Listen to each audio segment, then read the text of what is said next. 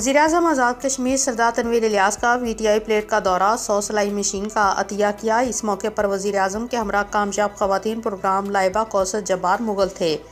दौरे के दौरान सेक्रेटरी टोयोटा मोहम्मद यूनुस मीर की क़यादत में VTI के तुलबा ने वज़ीर-ए-आज़म का शानदार इस्तकबाल किया। फूलों की पत्तियां निछावर की गई। इस मौके पर सेक्रेटरी टोयोटा ने वज़ीर-ए-आज़म को अदारे की कारकर्दगी के हवाले से ब्रीफ किया। इस मौके पर वज़ीर-ए-आज़म आज़ाद कश्मीर सरदार तनवीर इलियास ने कहा कि तरक्की का रास्ता फ़नी तालीम से वाबस्ता है। ख़वातीन को हुनरमंद बनाने के लिए आज़ाद कश्मीर भर में कामयाब ख़वातीन प्रोग्राम के ज़रिए रियासत के अंदर खुशहाली आ सकती है। इसका दायरा कार रियासत भर में लॉन्च किया जाएगा। इस प्रोग्राम को लाने में लाइबा कौसर और सेक्रेटरी टोयोटा मोहम्मद यूनुस मीर का अहम रोल है।